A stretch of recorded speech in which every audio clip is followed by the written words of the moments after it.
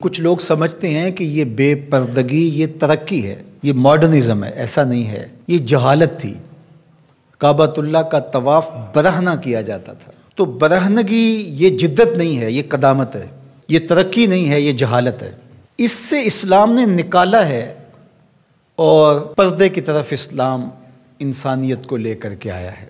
کان رسول اللہ صلی اللہ علیہ وآلہ وسلم اشد حیاء من اظراف خدرہا، کمواری لڑکی پردے میں لپٹی ہوئی جس طرح حیادار ہوتی ہے، حضور اس سے بھی زیادہ حیادار تھے۔ تو یہ ہمارا دین ہے، لیکن مغرب اور لادینی قوتیں جانتی ہیں کہ پردہ اسلام کا شعار ہے، اور انہوں نے پہلے اس کو کمزور اس طرح کیا جس طرح ایک رواج کسی نے کہا، بعض بڑے بڑے چینلز کے اوپر بیٹھ کے نام نہاد مفکرین کہتے ہیں یہ عرب کلچر تھا۔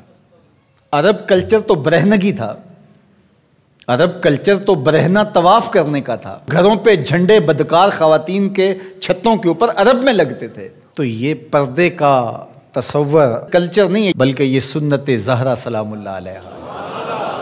اللہ کے محبوب نے فرمایا ہر دین کی کوئی الگ شناخت ہوتی ہے، الگ پہچان ہوتی ہے، ہر دین کا ایک الگ نشان ہوتا ہے۔ تو اسلام کی وہ خاص چیز، وہ خاص نشان، خاص پہچان پردہ ہے، حیا ہے، اور اگر حیا چلا جائے تو پھر دین بھی چلا جاتا ہے۔ ایک روایت میں فرمایا حیا اور ایمان دو آپس میں جڑی ہوئی چیزیں ہیں، ان میں سے ایک چلا جائے گا پیچھے پیچھے دوسری شے بھی چلی جائے گی۔ تو لادینی قوتیں اس بات کو جانتی ہیں کہ اگر حیا چھین لیں گے تو ایمان اس کے پیچھے پیچھے اس راستے سے جو حیا کے چھننے سے بنے گا، تو انہی قدموں پہ ایمان بھی رخصت ہوتا چلا جائے گا۔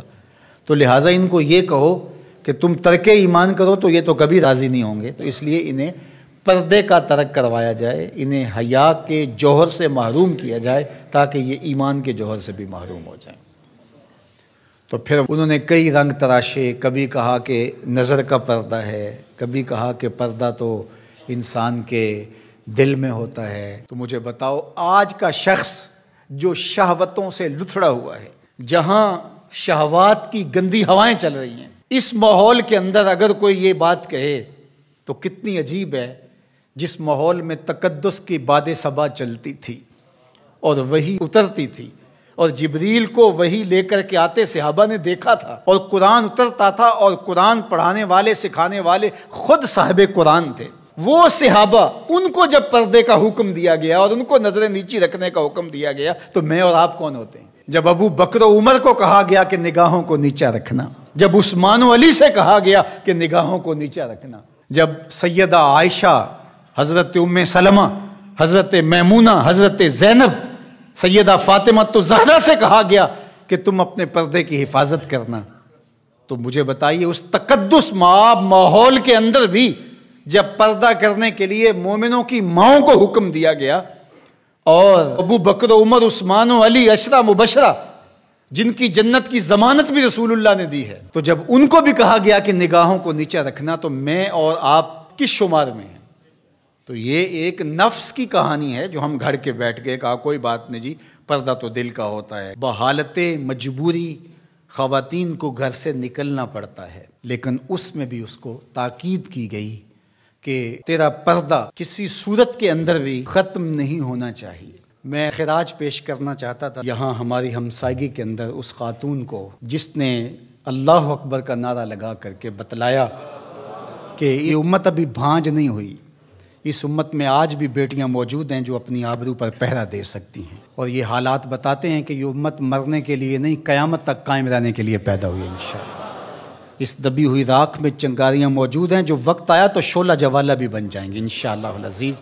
اقبال نے ایک بات کہی تھی، اگر پندے ز درویش پذیری، ہزار امت بمیرت تو نہ میری، بطول باش و پنہاں شو ازیں اثر کہ در آغوش شبیر بگیری۔ اقبال کہتا ہے اس فقیر کی ایک بات مان لے، ساری امتیں مر جائیں گی، امت مسلمہ تجھے زوال نہیں آئے گا، اور وہ کیا؟ بطول باش، بطول بن جا اور زمانے کی نظروں سے پوشیدہ ہو جا، پھر تیری آغوش میں بھی حسین ابن علی جیسے بیٹے جنم لیا کریں گے، ان کے جانشین تیری گود میں بھی پیدا ہوں گے۔ تو اس لیے پردہ ہماری شناخت ہے۔ آج جو کہتی ہیں جناب پردہ پردہ، یہ کیا ہے؟ یہ تو کٹھ ملا کی اصطلاح ہے۔ کچھ بولتی ہے جناب یہ دقیانوسیت ہے، کوئی کہتی ہے یہ زمانہ قدیم کی کہانیاں ہیں۔ جب قبر میں اتریں گے تو اس وقت مرد کے لیے 3 چادریں، عورت کے لیے اسلام نے پھر بھی 5 چادریں رکھی ہیں اس وقت۔ اس کا کفن بھی الگ رکھا ہے اس لیے کہ وہ پردے کی چیز ہے۔ تو کیا کوئی عورت کہتی ہے کہ مجھے اسکرٹ میں دفن کر دیا جائے، میں بے پردہ قبر میں جانا چاہتی ہوں؟ اس وقت تو سب کہتے ہیں تنیاں بھی باندھ دی جائیں، اس وقت محارم قریب آ جائیں جو لحاظ میں اتاریں۔